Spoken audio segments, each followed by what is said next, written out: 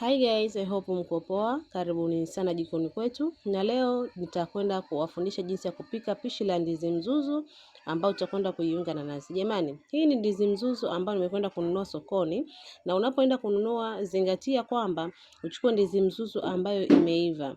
Kuna ndizi mzuzu ile ambayo inaanza kuiva na kuna ambayo imeiva kabisa. Hii ambayo napika hapa ni ile ambayo imeshaiva kabisa. Haya, baada ya kuiandaa, menye ndizi yako vizuri, then utaiweka kwenye sufuria yako. Utakwenda kuweka maji kidogo, yasiwe mengi. Haya ni maji kwa ajili ya kuchemshia tu, yanakuwa ni maji kidogo. Then utakwenda kuongeza na chumvi kwa ajili ya kuichemsha. Sasa ukishaweka chumvi yako, weka maji yako. Ukishamaliza kuweka maji, weka na chumvi yako kidogo, then ifunike kwa muda wa dakika 5. Ndizi zako zitakuwa tayari. Wakati huo utakuwa sasa huko pembeni unaandaa tui, na tui ambalo unatakiwa upikie ndizi zako litakuwa liwe tui lile zito. Usitumie matui mawili, tumia tui moja ambao lile la kwanza kabisa kukamua lile zito ndio ambao utakwenda kuweka kwenye ndizi zako. Hapo ni baada ya dakika 5, ndizi yetu imeshachemka vizuri na imeiva kama unavyoiona kabisa, imeshabadilika na muonekano. Kwa hiyo hapo sasa ndio itakuwa tayari kuweka tui letu. Unaweka tui lako, utakwenda kulipika mpaka tui litakapoiva.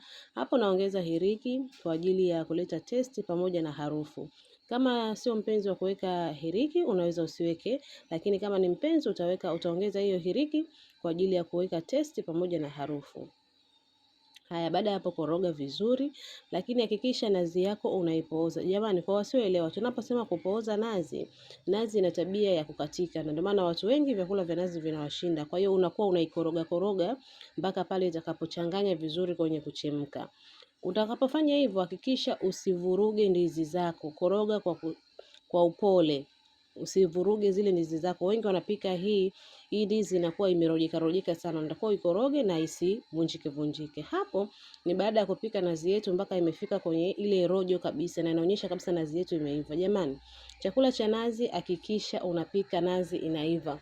Watu wengi wanashindwa kupika chakula cha nazi kwa sababu wanashindwa kuivisha nazi. Chakula cha nazi kinahitaji muda, kinahitaji kutumia akili. Pika nazi ikaiva. Unaona ninavyokuonyesha hapo? Nazi yetu imeiva na ndizi zetu hazijarojeka kabisa. Haya, hiyo hapo ndo setup yangu baada ya kumaliza kupika chakula. Na sisi tuliandaa kwa ajili ya iftari, na hapo kama unavyoona tulikuwa tuna samaki pembeni, tuna ndizi mzuzu yetu hiyo hapo, tuna tambi pamoja na maharage. Na tuliandaa hivyo kwa sababu ilikuwa ni iftari, lakini wewe unaweza ukapika kwa namna yoyote ile ambavyo utapenda. Sio lazima iwe ni iftari. Unaweza ikawa ni chakula chako cha usiku, chakula chako cha mchana, pengine hata asubuhi inawezekana.